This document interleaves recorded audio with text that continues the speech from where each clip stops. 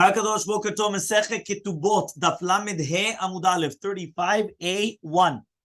Yeah, says the Gemara, my love ason mamash. Are we not talking about the ason which is mentioned in the pasuk is ason mamash? That only if the woman didn't die, then the person that came and hit her, so he has to pay the money of the fetuses because she had a miscarriage. So it's mashma that if she did die, so then he doesn't have to pay any money. So even if they didn't give him any type of atra warning, he's not going to, which means he's not going to be chayav mitah. So therefore, you see over here, she's going to be patur min Shalom. And there's not like Rabbi Yochanan. Says the Gemara, Rabbi Yochanan's going to answer you, no. Ason is din ason, which means that he's going to be chayav mitah. And that's what it says. Im lo yeh ason, which means that he's not chayav mitah, then he has to pay. Okay? But if not, then he does have to actually pay. Ika de amri, there are those that say, okay, this is where we're starting today. Ika de amri, the first line. Ika de amri, there are those that say, Eitve Rabbi Yochanan le Resh Lakish. Rabbi Yochanan asked the question against Resh Lakish. Velo yeh ason anoshi anesh, when it says that there were two people fighting to each other. And then they went and they hit a pregnant woman. And she lost her fetus. And it says, Velo yeh ason anoshi anesh, that he has to pay the money. My lover, we're not talking about din ason. Resh Lakish answers, you know, ason mamash, that he actually did kill her.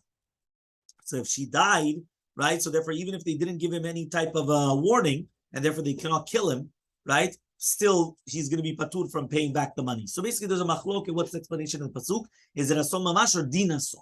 Okay, that's a machloket also between Rabbi Yochanan and Shakish. Amar Rava. Rava says, Mikal mandamar. Is there any mandamar that says chayaveh, right? Mitot shogegim chayavin. Is there anybody that says that right now that if somebody's going to do something b'shogeg, that if he would have done it b'mezid, that means he did it accidentally, that if he would have done it purposely, he's going to be chayav mitah, and he's going to be chayav mamon, that he's going to pay the money? V'atana, we learned, v'chizkiah, in the academy of Chizkiah, makeh adam u'makeh be'ema. It says, u'makeh be'ema yishalamenu, makeh adam yalumat. It says, if you go and you hit an animal, you have to pay the money. If you hit a human being and you kill him, you have to die. Makeh adam u'makeh be'ema, ma makeh be'ema lo chilak rabba b'shogeg b'mezid. Just like by an animal, we didn't make a differentiation whether it was b'shogeg or mezid. You hit an animal, whether it was shogeg or mezid, and you killed it, you have to pay money. Yeah? Ben mitkaven, she'enu mitkaven. There's no difference whether you had a kavanah to hit it, not kavanah to hit it, you have to pay. Ben derech yirida le'aliyah, whether it's going upwards or downwards motion, lepotro b'mamon, to exempt from money. In any case, you're always going to be chayav to pay. And l'chayvo mamon, but rather, you're always going to be chayav.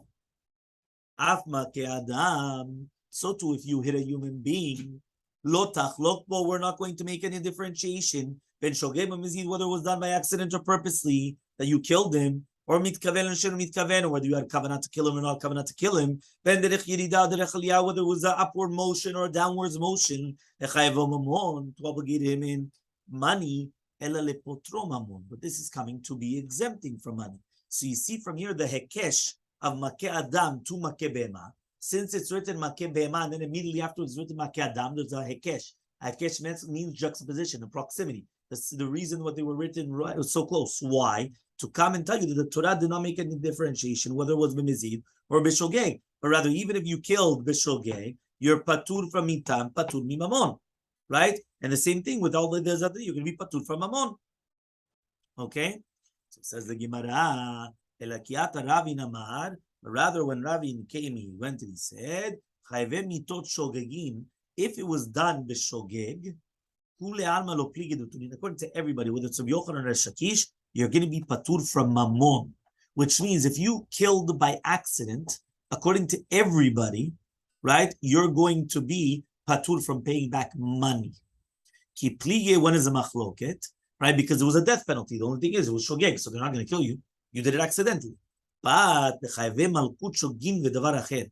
Here the machloket is that a person was going to be chayav malkut if he did it b'mezid, meaning lashes if he did it b'mezid, right? And then what happens? And also money. Rabbi Yochanan says that you're going to be chayav to pay.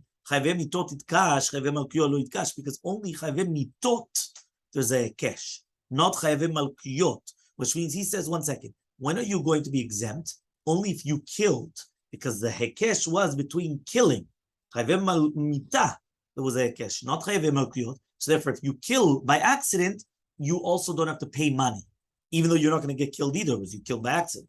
But to do malkiyot, you are obligated to get the lashes plus the money, or even if you don't get the lashes, you still have to pay the money. Shaki says you're going to be patur. Why? It's written with furash. It was added in the chalavim malkiot just like chayve mitot. So the Gemara says, where was it added in? Hechal where was it added? So Abaye says Atya Rasha. Rasha. What does that mean?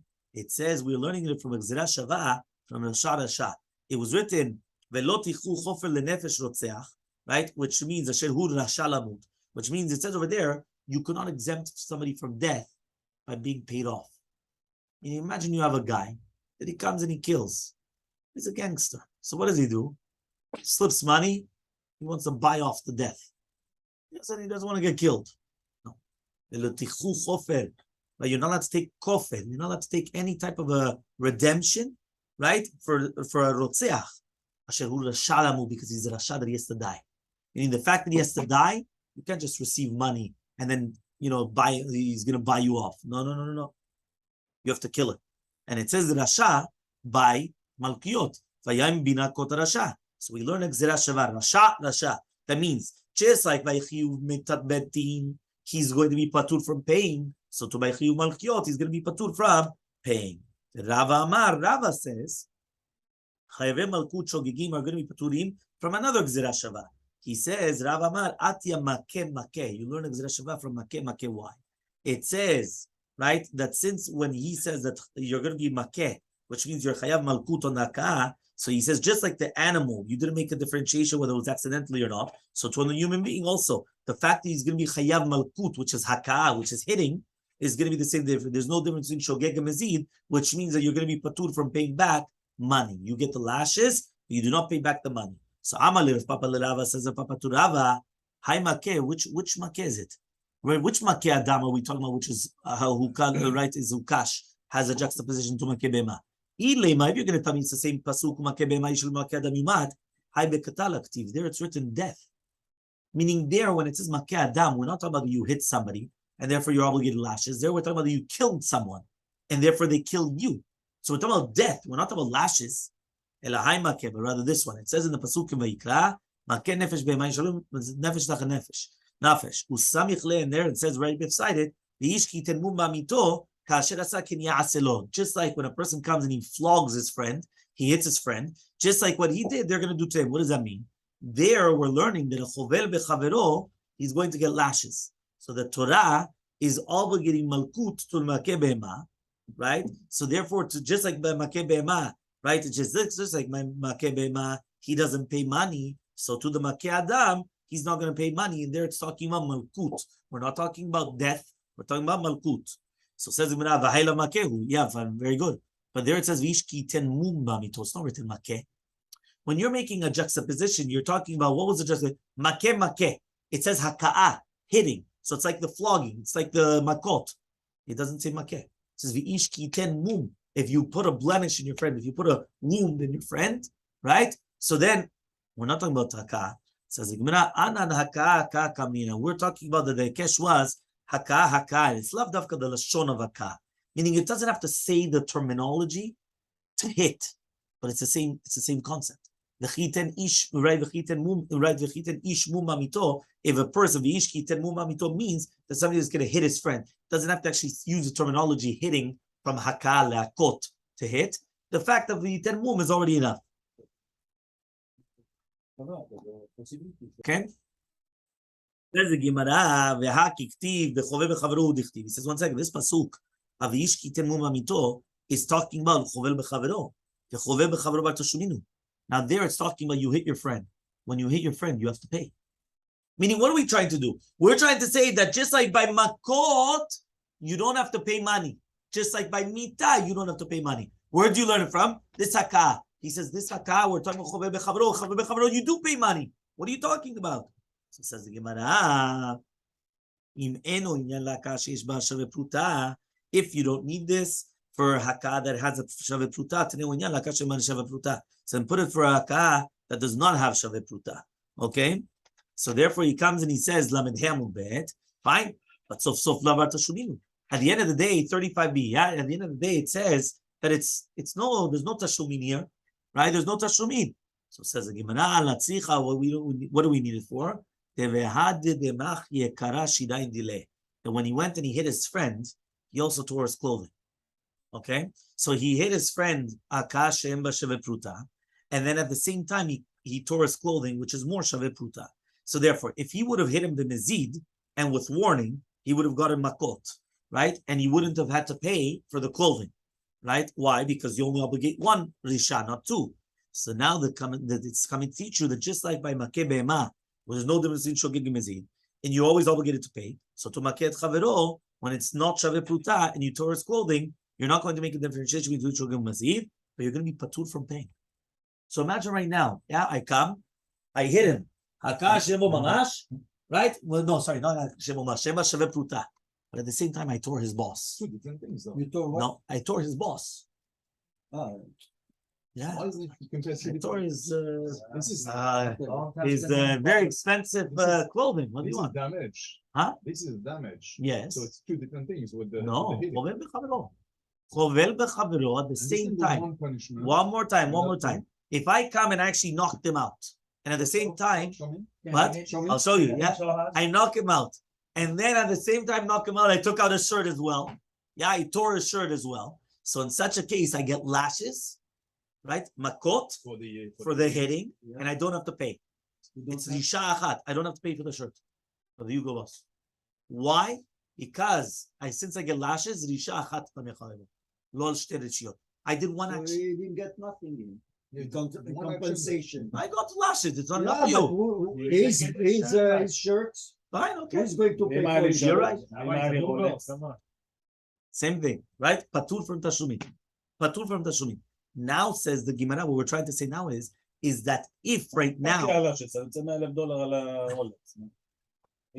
he says he prefers the money and the guy shouldn't get the lashes. Exactly. That's what the Torah says. The Torah says you get only the punishment of Lashes. the lashes and not the money. Why? Because the lashes already is the punishment. The So Torah says therefore, you get the lashes and not the money for one action.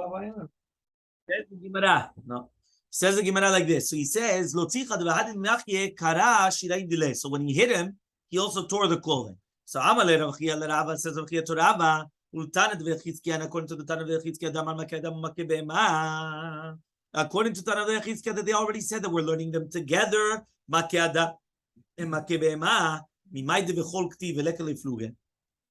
How do we know that we're talking about that you hit somebody during the weekday, and therefore there's no difference between shogeg and mezid? Maybe he hit him on Shabbat, and therefore the behema gufa, that even in the behema there's going to be a difference, because if you came and you hit him b'mezid on Shabbat, you're chayav mita on the hitting on Shabbat, and you're going to be patur because kim lev d'Rabbanan. You went on Shabbat and you hit an animal, you made a makkah, right, and therefore you made a bruise and all these things. You're mechalel Shabbat. You get death penalty, so you're going to be patur from paying back the money. Why? Kim lev d'Rabbanan. Says the Gemara, lo sakada, for sure not. Why? What's the case? If they didn't give him a warning, so then why are you going to kill the human being for killing another human being? Remember, a human being will only receive the death penalty if he has a warning. Obviously, they give him a warning. So if it is that they give him a warning on Shabbat, why does he have to pay for it? We're talking about during the weekday.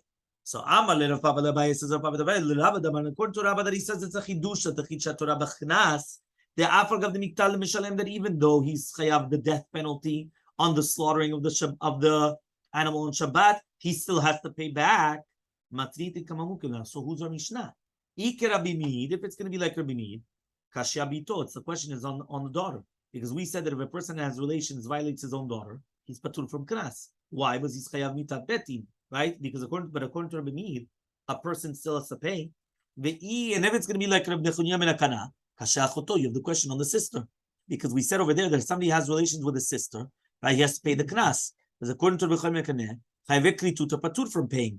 Now, if you're going to tell me, so then the machloket is balachoto is not going to be patur from paying, right? But nevertheless, he's going to be patur, right? The karet, which shechayav, right? The habaleh. If it's going to be like Rabbi Yitzchak, that he argues on the Mishnah Makot, and he says, En chayve kritut, get lashes whatsoever. So if a person comes out of relation with his sister, he's going to be chayav knas, because there's karet, but there's no malkut. So kasha mamzeret. What about mamzeret? why is it that somebody has relations with a mamzeret, he's chayav in the knas? Rabbi Yitzchak says somebody has a mamzeret, right, that has relations with a mamzeret, he gets lashes. And anybody that gets lashes does not pay. So who's our Mishnah then? It's not Rabbi Meir, it's not Rabbi Yochanan, it's not Rabbi Yitzchak. So says the Gemara, Hani Chayisava like Rabbi Yochanan. That's good if you hold like Rabbi Yochanan, that anybody that gets malkut, right, is chayav l'shalem. Right, that means chayav malkut shogegim. That means since you don't get the malkut because it was in shogeg, so you have to pay. Right? So he could also answer like Rabbi Yochanan. Right? Then what? They didn't give him the warning for lashes, so they don't give him lashes, then he has to pay. But if he holds like Resh Lakish, that he still has to pay, that even Chayve Malkut Shogegim is patur from paying. How are you going to answer it then? So says the Gemara, obviously he holds like Rabbi Yochanan. Now remember, Rabbi Yochanan holds that any time that you have Chayve Malkut Shogegim, you're still obligated to pay. That means like this. According to Rabbi Yochanan, only if you get the lashes don't you pay. But if you don't get the lashes, whether it's because there was no warning or whatever other reason, you still have to pay up. And that's Rabbi Yochanan. So obviously we go like Rabbi Yochanan. So Elmaleh Rav Matan Labai. It says Rav Matan Labai. According to the Shakish that the Torah mamash added in also chayve malkiot just like chayve mitot. So who's the Tana that argues on that he says chayve klitut is going to be obligated to pay? So it says the Gemara, it's either going to be either b'mid or b'yitzchak, either b'mid that he says that you could get both punishments, lokeu mishalem, right? Or it's a b'yitzchak that he says that em malkut b'chayve klitut, and therefore since there's no karet, so you're going to be right. You're going to be patur from tashu. Sorry, since there's no karet that exempts you from paying, so you're obligated to pay. Okay, Tanu Rabbanan, we learned in a brayta. Arayot ushniot la'arayot en laim lo knas velo pitui. Right. One more time. The women that are prohibited on the ones or the mefateh from arayot or shniot l'arayot, there's no tashlume knas or pitui if somebody came and he seduced them and then he didn't get married to them. Just seduced. Seduced or violated. Yes, violated or seduced. Hamima'enet. Which one? Hamima'enet, right? A girl that's a yitomah, that she comes and she does miyun to the husband. That means the mother or the brother got her married when she was younger, and it's only the Rabbanan, and therefore she comes and she says, I don't want this marriage. En la lo knas lo pitui. There's no knas or pitui. Right? Why? Because once she got married, she's not a betula anymore. So the fact that she was already with this husband, even if he didn't do anything with her, but that's it. The second that she does this memaenet, that's it. There's no deen of knas whatsoever. Ailonit and la lo knas lo pitui. Also, there's no knas or pitui for an ailonit, right? Veyutze mishum shemra. Also, a woman that comes out because of a shemra and la lo knas lo pitui. There's no knas or pitui because there's no cheska betula anymore. My arayot or my shniol arayot. What is arayot and shniol arayot? Ilem, if you're going to tell me arayot is arayot mamash, right? Lamed Vav Amud Aleph, 36a, right? V'shniot is midivrei sofrim, and shniot is only midrabanan. So, given the Midoraita Chazle, if Midoraita is allowed to get married to her, why is there no knas? Ela barad, arayot is chayve mito bedin, and shniot la arayot is here chayve kritut. Aval chayve lavin, but anybody that's a chayev lav, they do have a knas. Umani, who is this? Shimon HaTimni. This is Shimon HaTimni that he says, anybody that Kiddushim is tofsin, there is a knas. And since Kiddushet tofsin is chayve lavin, there is knas. But chayve kritut, Kiddushim is not tofsin. That's why they don't get the knas.